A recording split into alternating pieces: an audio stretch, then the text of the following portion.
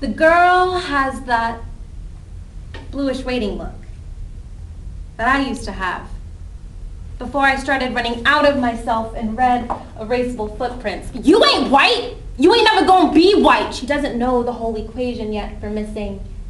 She a single number, waiting to be added and divided on which side of the lesser than. You ain't never gonna be white!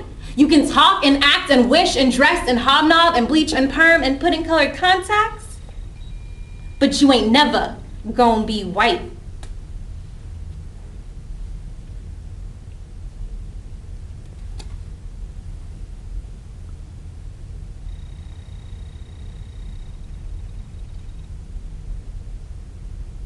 I refuse to let these vultures define my culture. Be crucifixion black.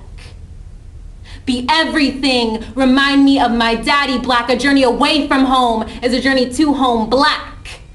Black cause my heart, cause my burn, cause my home is my body. I refuse to let these vultures define my culture. She introduced herself as Charnel. Gum popping, eye rolling, weave twirling hell. White talk so white. I could not answer. My expression was the bastard child of pissed off in pity's brief sexual encounter. Why do I talk so white? I refuse to let these vultures define my culture. Many Black Americans practice what noted sociologist David K. Stripler refers to as Black biculturalism.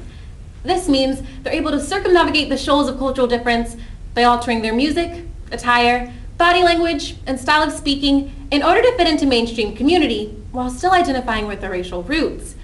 However, when this occurs, many Black Americans are forced into a double bind where Blacks and the dominant culture begin to question their Blackness. We're either too loud or not loud enough, not ethnic or super Black. As a Black American, when I'm told that I'm white or that I sound white, I'm being robbed of my Blackness.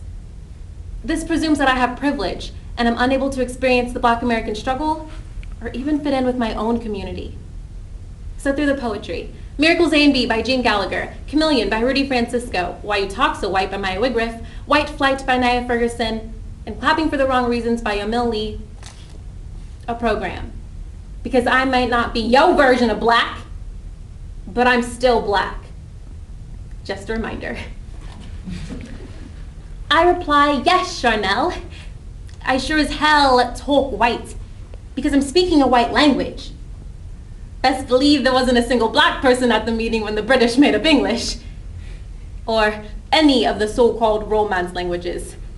And if there was, they were probably serving sandwiches because we're talking about the same people that used to call us savages. You don't have to tell me what Black people sound like. White people have been trying for centuries to fit me into stereotypes. You see, my brothers and sisters, I think it's about time we start our own Black nation. So fuck the trust. The descendants of Willie Lynch want to put us in the back of the bus. But my Black ass is riding first class over any white man who tries to take a shit on our history. It ain't a damn mystery. Signing off. A Black man who refuses to let the vultures define his culture. Your presentation was very articulate. Oh, thank you very much.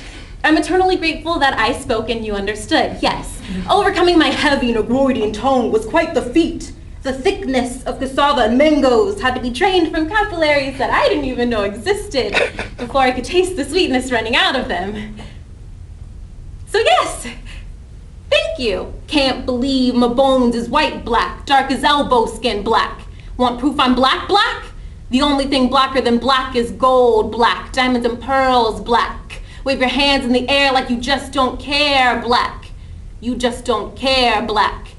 Everything I say rhetorical Black. Child, boo! Now let me tell you how it went down today. Now it was me, Kiki, and Roniqua looking fresh and fly at Club Busted Wide Open, girl. But anyway, I go into work this morning and my coworker gonna look at me like, you're like 20 minutes late, Charisse. I said, bitch, swerve.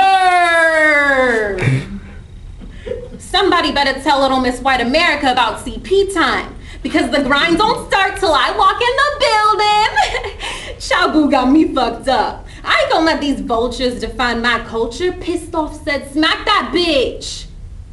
Let's see if you talk that much shit when your lip is split. Lakina afadali ni kahina Kiswahili. So every time, Charnel, every time we speak English, we talk white. The irony hits me over the head like an empty Heineken bottle inside the bar fight I call my everyday life. You see, chameleons, they have the ability to paintbrush themselves into whatever will match their surroundings. They do it so often, they probably wouldn't even recognize the photograph of their own skin. Black as a proverb, as a bullet. Black because I leave, black be burnt, black because nobody want me, but everybody want to tell a joke in my language. Black because, in the All Disney a cappella group, we're supposed to sing Zippity Doo Dah as if it doesn't come from Song of the South. When I say something, the oldest of us looks around the room and says, well, I'm sure some of the slaves were happy. They think it's far better to be invisible than it is to grind their teeth into I dare you and ride their bones like a magic carpet. No steering wheel, no tires, no brakes, no battery. Just bravery, just faith and a chest full of I am not dying today. It took a long time to realize that X is for trees and skulls and not for questions.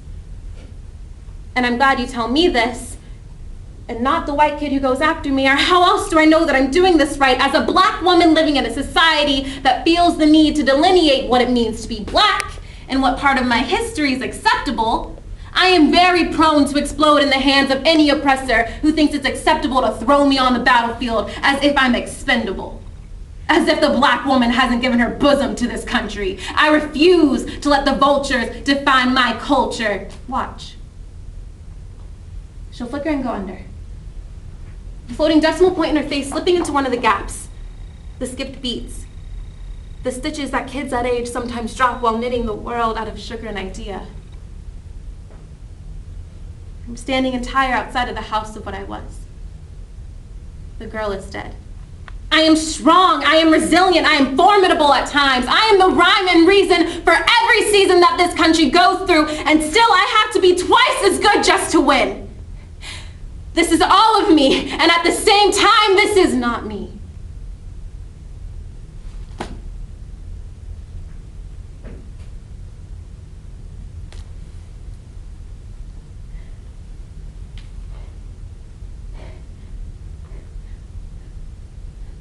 But you're all clapping for the wrong reasons.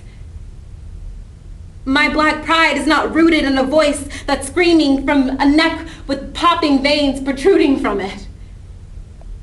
My hair doubles as a crown, and while I am proud to be called queen, don't call me Cleopatra when my soul clearly says Nefertiti.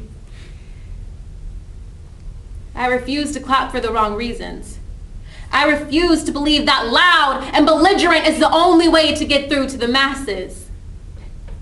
Subtlety does not equate to a lack of passion and desire. My fire burns just as bright, and while my voice may be light, keep in mind that it's still light, illuminating the darkness and exposing an audience of people all clapping for the wrong reasons.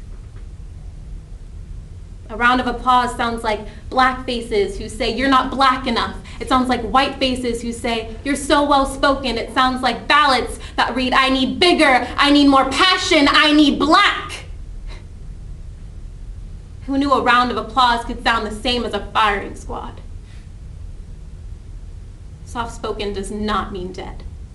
So you vultures will never define my culture. She'll walk again in just a minute, but different. She'll have lost the patient look, stepping into the red shoes just becoming her size.